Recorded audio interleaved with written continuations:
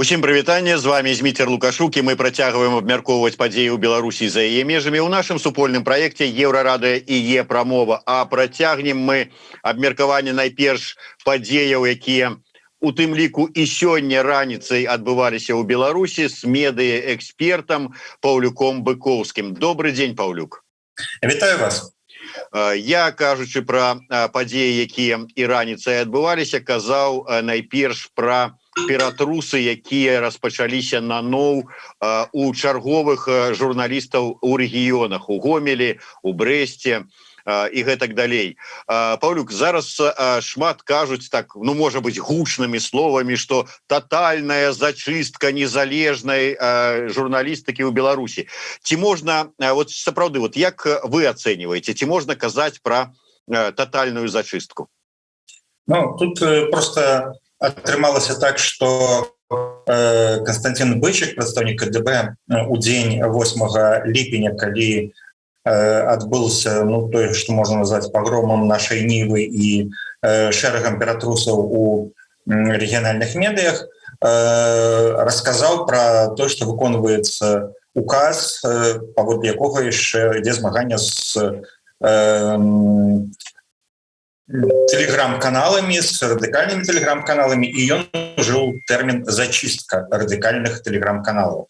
І вось слова аказалася вельмі дарэчным, бо калі нават прадстаўнікі ўлады выказваюцца пра нешта падобнае, то усе пачулі тое, што гаворка ідзе пра зачыстку. І слова пражылося. Але калі казаць ўсё ж такі пра зачыстку, наколькі яна татальная, наколькі гэта тое, што адбываецца зараз, гэта моцны, а можа нават і смяротны удар па незалежнай журналістыцы? Зараз мы бачым рэпрэсіі, якія тычацца буйных медыа-лідараў у нацыянальнага ўзроўня ці рэгіянальнага ўзроўня, якія пісалі на грамадска-палітычныя тэмы. Тыя, хто іх не чапаў, пакуль з імі нічога не адбылося, і хутчэй за ўсё нічога не адбудзецца. Я думаю, што тая нармалізацыя, якую хочуць зрабіць беларускія ўлады, прадугледжвае, што на грамадска-палітычныя тэмы можна будзе казаць толькі тое, што дазволена ўладамі. І гэта значыць, што павадок свабоды, які быў у недзяржаўных медыа, паменшыцца. То бок медыі, якія захаваюцца з прычыны самацэнзуры, з прычыны баязні, нават той, што ад іх адвернуцца рэкламадаўцы, будуць імкнуцца менш пра гэта казаць. Хаця, магчыма, цікавіцца тэмай і перыядычна пра гэта пісаць все-таки будуць. Але нешта падобнае мы ўжо назіралі як наступства пасля прэзідэнцкіх выбарчых кампаній у 2001 годзе, 2006 годзе і 2010 годах. Заўсёды ахвярай рабіліся журналісцкія калектывы. І ў нейкі момант у нас атрымалася такая сітуацыя, калі рэгіянальныя медыа маглі быць прадстаўлены выключна папяровымі газетамі, тады яшчэ было не да інтэрнэтаў масавай аўдыторыі, і гэтыя рэгіянальныя медыа існавалі у якасці грамадска-палітычных амаль выключна ў Брэсцкай вобласці. Мы казалі, істэрычна так сложилось. Гэта быў збег, конечно, акалічнасцяў, але в іншых рэгіёнах адбылася поўная зачыстка. І я калісьці працаваў у Несепе у Манаева Олега Тимофеевича, сацыялагічныя пытанні тады паказвалі, што все ж таки гэта дае эфект, і ўлады, напэўна, все ж таки ведаюць, што гэта дае эфект паводзінаў, настрою у грамадства. Таму зачыстка будзе імкнуцца пайсці шырока.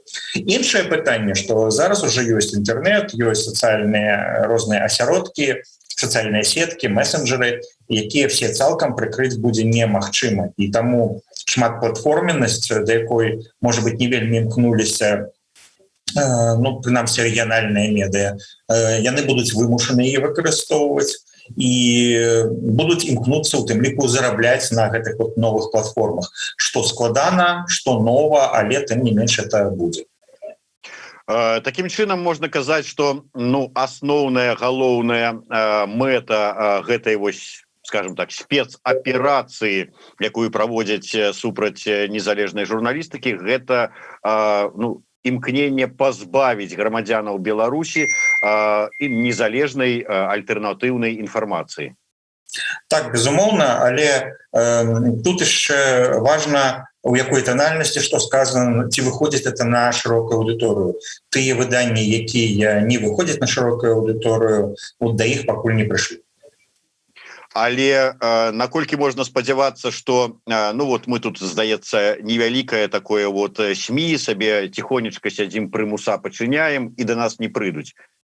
Гэта залежыць ад таго, як будуць імкнуцца зарабіць новыя зорачкі на пагоны людзі, якія служаць побач. Калі ім все ж таки захочацца гэта атрымаць, то прыйдзе чарга. Вось вы, Паўлюк, сказалі пра ўсё ж таки адрозненне мінулых рэпрэсій ад сёлетніх, хаця бы ў тым, што цяпер час прайшоў і вельмі шырока развіта такія сацыяльныя сеткі, і інфармацыю чэрпаюць там з Тэлеграма, там з Фейсбука, з іншых, і тыя ж самыя СМІ адкрылі свае старонкі ў сацыяльных сетках і праз іх даносяць інфармацыю. Такім чынам, вось гэта імкненне улады такую зрабіць стэрыльнай інфармацыйную прастору Беларусі, яно наколькі магчыма ажыццявіць яго?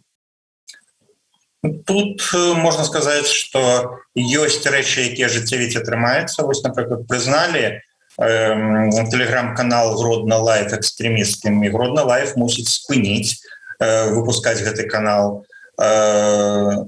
Гэта адбываецца, бо трэба знаходзіцца ў легальным статусе на тэрыторыі Беларусі. Разам з тым ёсць пагроза, напрыклад, што тэлеграм і іншыя праявы партала Тутбай будуць прызнаны экстрэмісцкімі. Што тады будзе? Тады акажацца, што людзі, якія 10 ці 20 гадоў назад расшарылі ў сацыяльныя сеткі паведамлення Тутбай, могуць аказацца пад пагрозай таго, што гэта злачынства, якое працягваецца, яны распаўсюджваюць экстрэмісцкія матэрыялы. Адпаведна, все гэта можа пужаць людзей, і гэта такая сацыяльны інжыніринг. Не тое, што абавязкова кожнага знойдуць, але многа хто можа быць напужаны, калі пабачыць пэўныя такія паказальныя працэсы.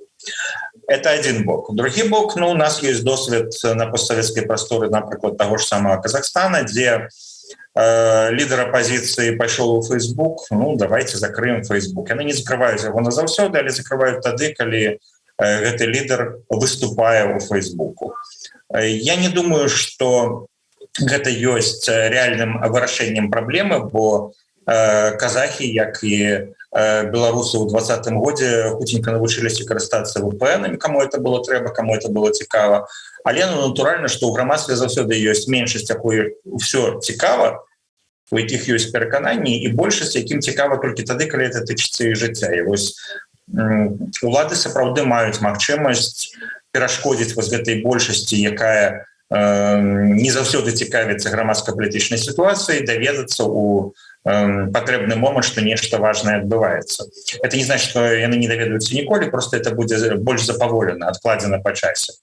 Тым не менш, як паліатыў гэта можа спрацаваць.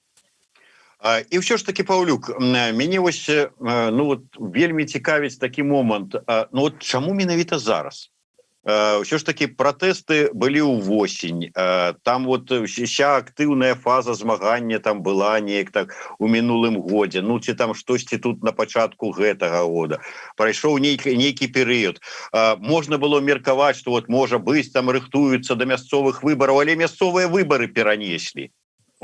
Што, да чаго рыхтуюцца, робячы такую зачыстку? Чаму зараз?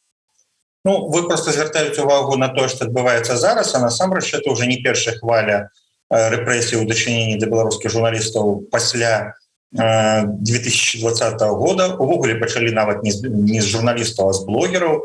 Яшчэ ў весну 2020 года за кратамі аказаліся амаль усе вядомыя відэаблогеры, або нехта уцёк за мяжу, і літаральна адзінкі засталіся на волі.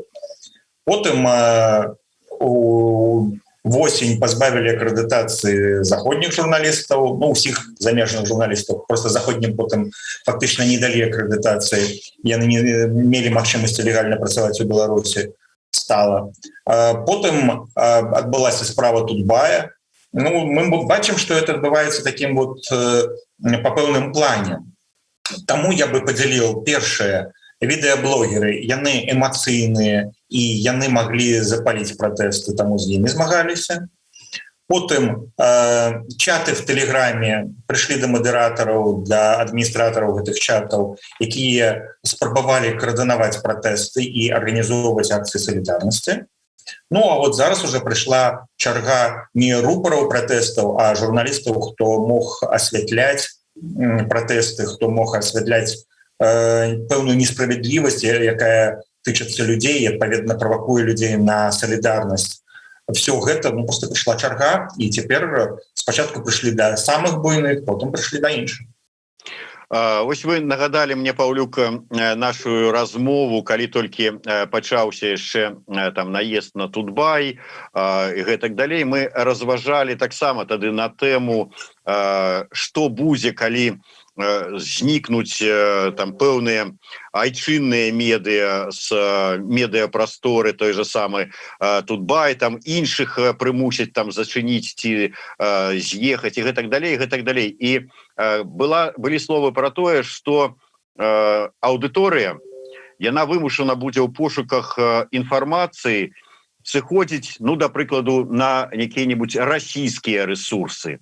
Я днямі чытаў высновы, не памятаю каго, але былі словы пра тое, што вось гэтыя перасцярогі не апраўдаліся, што на расійскія рэсурсы аўдыторыя таго ж Тутбая не перацякла. Ось вы па вашых назіраннях адпавядае рэчаіснасці гэтая такое вось выснова, і што адбываецца з аўдыторыяй беларускай? Я і тады, калі мы з вами про гэта размаўлялі, і цяпер кажу про тое, што немагчыма, каб аўдыторыя вся перайшла. Ну, гэта як, допустим, здымаецца кандыдат з выбараў, і ён кажа, галасуйце цяпер за такого-то. Людзі не будуць галасаваць, як ён заклікаў. Нехта будзе, але збольшага аўдыторыя расцярушваецца паміж доўгім хвастом, які застаецца. Ну, гэта калі сказаць менавіта про Тутбай. Тутбай застаўся ў сацыяльных сетках, Тутбай зараз атрымаў новую назву, новы бренд. Ну, частка калектыва яго працягвае працаваць. Я не магу сказаць, што яны таксама перахапілі аўдыторыю Тутбая. Не, гэтага няма, але я не бачу, каб у кагосьці моцна вырасла аўдыторыя. Яна у некаторых крышачку вырасла. Таму хутчэй можна казаць пра то, што аўдыторыя ў значнай ступені была згубленая. З другого боку, гэта можа быць не толькі падзеі, звязаныя з разгромам Тутбая, гэта можа быць і тое, што змянілася цікаўнасць аўдыторыі да грамадска-палітычнай інфармацыі. Калі у весну 2020 года узнікла надзея, што нешта можа хутка памяняцца, то увосень былі вельмі эмацыйныя яркія падзеі, звязаныя з пратэстамі, з несправядлівасцю, з катаваннямі, з біццём і гэтак далей, то зараз вось нічога такога асаблівага не адбываецца, бо закручванне гаек — это даволі руцінны працэс. Вот сачыць за тым, як яшчэ дадалося некалькі палітвязняў, там адбыўся яшчэ адзін суд, адбылася яшчэ нейкае звальненне людзей з працы, то у нейкі момант это робіцца уже не так цікава аўдыторыі. І аўдыторыя, ну, паводзіць сябе, як яна звычайна паводзіць, яна шукае тое, што ёй цікава, можа пераключацца на музыку, на іншыя каналы, там, на футбол з хакеем. Все это нормально, это традыцыйна. Таму само по сабе у беларускай прасторы нічога так прынцыпова не адбылося. Што тычыцца ўплыву расійскіх медыяў, то яны і так ствараюць даволі шмат контента для беларускіх медыа.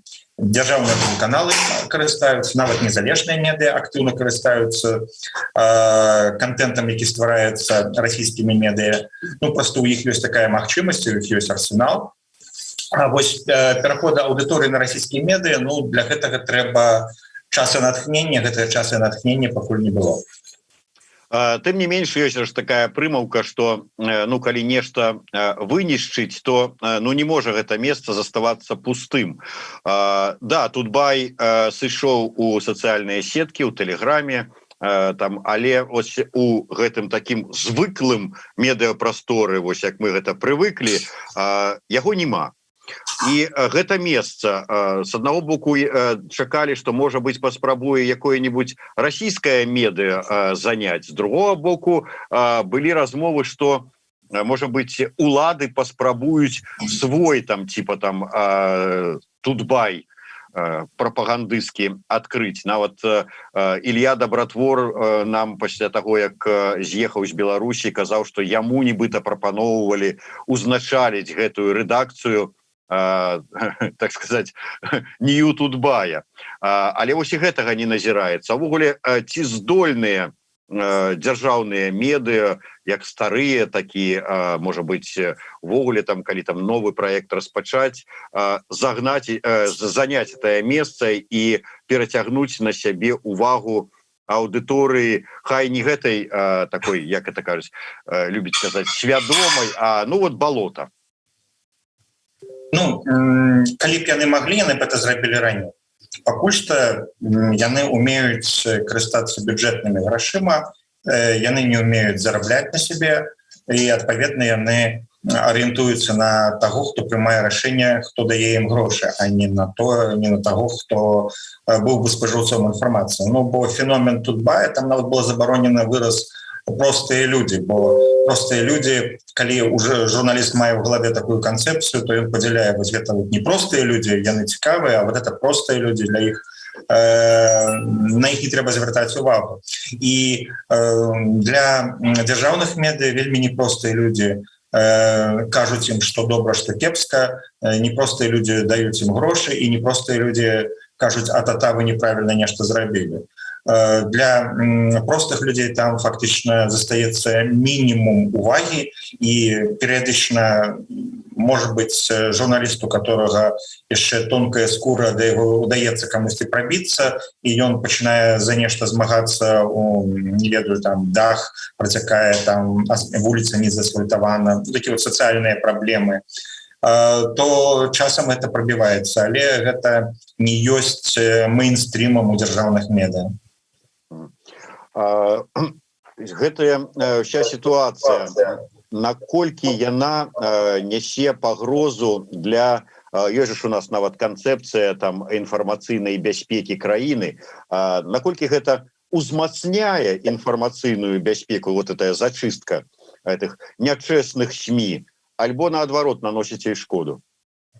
На мой погляд, тут адбываецца якраз сітуацыя, калі медыйная такая прастора беларуская робіцца вельмі чуллівай да пагрозаў звонку, бо незалежныя медыа, той самы Тутбай, яны і былі месцам, дзе інфармацыя все ж таки правяралась, месцам, дзе людзі ведалі, што інфармацыя будзе узважана падавацца, і зараз, калі хтосьці будзе запускаць чуткі ці там нейкія іншыя фейкавыя розныя правакацыі рабіць, могуць знайсціся крыніцы, каналы камунікацыі, якія не стрымаюць такого кшталту рэчы.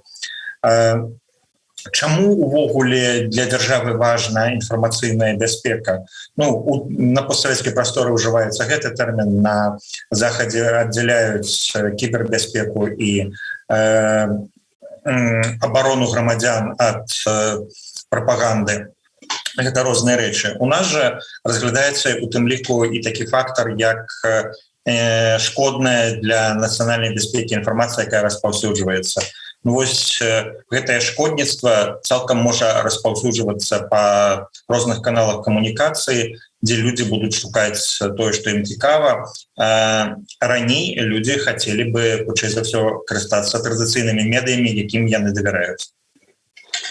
Атрымліваецца, што магчыма такая... Дарэчы, да, вось узгадаў словы Артёма Шрайбмана, які казаў, што ўсё гэта па выніку можа прывесці да, ну, я не ведаю, там, радыкалізацыі, не толькі, прычым, грамадства, але і журналістаў і рэдакцыі, якія будуць вымушаны працаваць альбо з падполля, альбо з-за мяжы. Ну, глядзіце, радыкалізацыя у нас журналістаў паступова адбывалася амаль увесь час, бо было баррикадное мышленне, вот это наше, это не наше, нашим можна гэта, а чужым мы знойдзем кожную памылку. Гэта павялічылася ў 2020 годзе. По-другое, все ж таки редакция патрабуе, каб журналісты эмоцыі пакідалі у прыхожай і працавалі з фактамі без эмоцый. Ну, эмоцыі можна пакінуць в колонке меркавання у нейкай публіцыстыцы. Калі людзі прыходзяць у сацыяльныя сеткі або месенджеры, то там факты і меркаванні звычайна пераблытаны, і там вельмі лёгка запускаць любыя маніпуляцыі і з одного боку падсоўваць фальшывыя факты, з другого боку выбіваць людзей на эмоцыі, заражаць іх. І гэта сапраўды адбывалася ў 2020 годзе, у тым ліку тады, калі улады адключылі для большасці беларусаў нармальны доступ у інтэрнэт.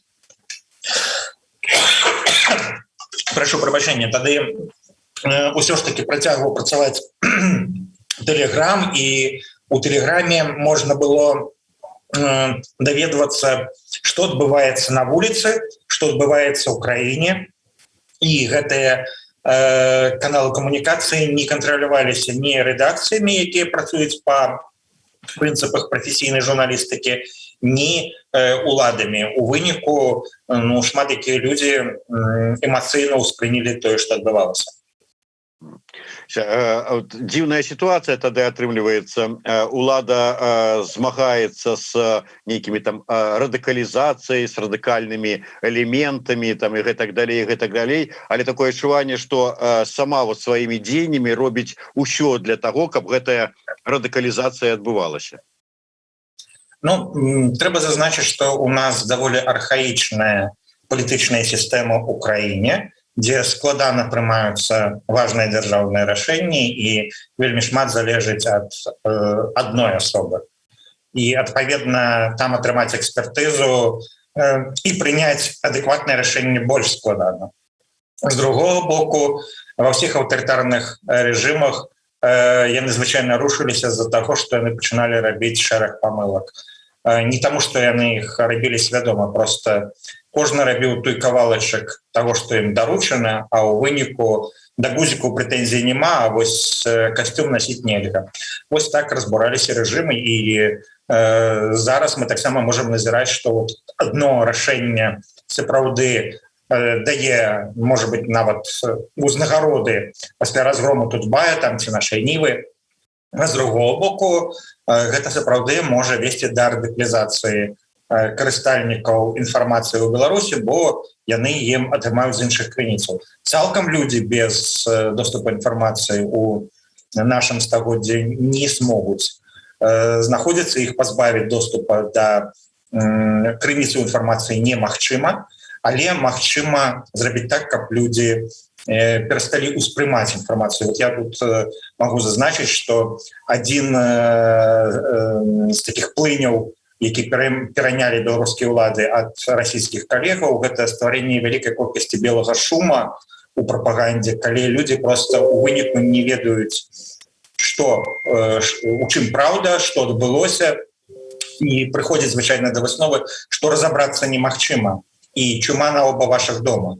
Гэта дае магчымасць, каб людзі проста не змагаліся за то, што лічаць справядлівым, а давалі магчымасць кіраўнікам кіроўнага рэжыма, там уладам рабіць тое, што яны робяць без асаблівых праблемаў. Ці можа дайсці да таго, што будуць і павальна, там, я не ведаю, там, спыняць просто на вуліцы любога чалавека, пакажы телефон, і якія там у цябе ёсць там соцсеткі, якія каналы і пакарання? Ну, такое ўжо ёсць у Беларусі. Ну, не тое, каб ужо так, што цэлыя патрулі спецыяльныя хадзілі, но... Не, гэта не працуе, як у некаторых краінах, кшталту Китая, але разам з тым Гэта ёсць, калі чалавека затрымліваюць, абавязкова цікавяцца, што ў яго на тэлефоне, і гэта реально працуе. Людзі зараз маюць або яшчэ адзін тэлефон, або стараюцца, выходзячы на нейкае мерапрыемства, дзе яны бачаць, што ёсць пагроза быць затрыманым, пачысціць свае контакты. Але насамрэч полностью все пазбавіцца, абараніцца ад затрымання немагчыма, і таму людзі все ж таки трапляюцца, і мы бачым, перыядычна з'яўляюцца дзіўныя прызнанні людзей, што яны кіравалі экстрэмісцкімі чатамі, хаця часам вядома, што гэтымі чатамі кіруюць зусім іншыя людзі. Паўлюк, і хацеў бы закрануць яшчэ адзін момант. Раней, не ведаю, ці зараз у вас хапае маральных сіл і вытрымкі рабіць аналіз дзяржаўных СМІ. Раней вы гэтым займаліся, але тым не менш, вось як бы вы ацэнілі тое, што зараз адбываецца з такімі дзяржаўнымі СМІ? Ну, насамрэч, я займаюсь мониторингом в межах проекта Media IQ, и по тых накірунках мониторинга, что я працую, медиа працуюць, ёсць хвалі, калі яны нават атрымліваюць нейкія вядучыя пазіцыі, калі параўноўваць з расійскімі медыа, якія пішуць пра Беларусь. Але разам з тым, вось у красавіку Владимир Путин узгадваўся у беларускіх медыа часцей, чым Александр Лукашенко. Чаму так адбылося? Відаць, у нас сталі часцей казаць пра кіраўніка суседняй дзяржавы, чым пра Александра Лукашенко. І гэта ў значнай ступені адбываецца за кошт працы дзяржаўных медыа. То бок яны, канешне, захоўваюць лаяльнасць, але зараз, калі Александр Лукашенко так часта ездзіць на сустрэчы з Пуціным, не заўважаць паглыбленне інтэграцыі і частыя контакты просто немагчыма. Я думаю, что нема сэнсу задаваць яшчэ одно наше такое любимое пытанне падчас наших размоў про ситуацию с беларускай журналістыкай. Раней вы там разважалі на тэму, чым у ситуации там рэпрэсій могуць дапамагчы міжнародныя структуры, грамадзянская супольнасць замежная і гэтак далей, гэтак далей. Сёння бачна, что тут как бы реакция с беларускага боку ніякай, дапамога просто дайсці не можа. Але як вот вы параілі, што рабіць в этой ситуации журналістам, як абараніць, можа быць, сябе? У вас занадта широкое пытанне. Я думаю, что у сённяшніх умовах перед журналістам даволі часто стаіць выбор абараніць сябе за кошт выезда за мяжу ці застацца в краіне. Гэта складаны выбор, бо гэта фактычна выбор моцна змяніць сваё жыццё. Другі момант, калі ты застаешься в краіне, то вельмі складана вызначыцца, як правільна жыць, каб цябе не пакаралі, калі ты працягваеш займацца журналісцкай дзейнасцю. І шмат хто сыходзіць ад журналісцкай дзейнасці.